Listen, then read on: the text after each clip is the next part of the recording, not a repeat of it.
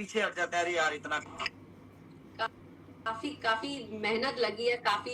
Main बात तो main जो हमारे करता धरता वो है रोशन सर, शर्मिला जी, प्रिमांशु जी तो है ही है हम लोगों को निखारने के लिए। लेकिन इन दोनों का स्पेशल थैंक्स बोलना चाहूंगी कि इनकी वजह से शायद मैं भोजपुरी इंडस्ट्री में अभी मेरा कदम रखा है मैंने। और काफी सौभाग्य की बात है ऐसे प्रोड्यूसर से, ऐसे पूरे टीम के साथ जुड़ना, और खासकर ऐसे सुपरस्टार के साथ जुड़ना जो एकदम ही फ्रेंडली है। मतलब कभी भी मुझे ऐसा लगा नहीं कि मैं एक सुपरस्टार के साथ काम कर रही हूँ या ऐसा कुछ घमंड है, बिल्कुल नहीं।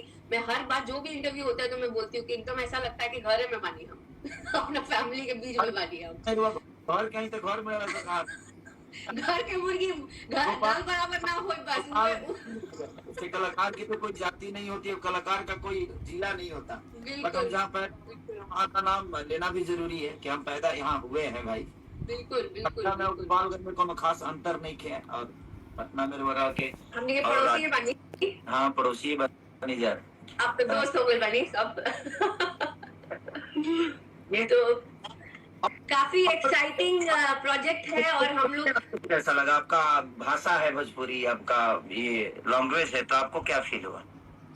बहुत अच्छा बोल तो रही हूँ कि मैं मेरा एक सपना पूरा हुआ, जैसे ऐसा लगता है कि मम्मी बोल रही है कि पापा भी बोलते हैं अब एक आध और कर लो, मैं ऐसा लग रहा है कि एक ही मूवी ऐसा साकार हो गया, बोलते हैं ना कि अब इसके बाद करूँ भी तो क्या करूँ। तो एक में ही इतने सारे किरदार निभाने को मुझे मौका मिला।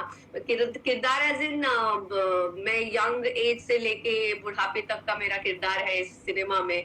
इतने अच्छे अच्छे सीन्स हैं, इतने ब्यूटीफुल सीन्स हैं जहां पर मेरे कैरेक्टर को निखारने के लिए काफी हेल्प मिला, और मेरे परफॉर्मेंस को स्पेशली निखारने के लिए काफी मुझे अच्छे अच्छे सीन्स मिले हैं, जो कि आप सबको देखने को भी मिलेगा। और गाने इतने ब्यूटीफुल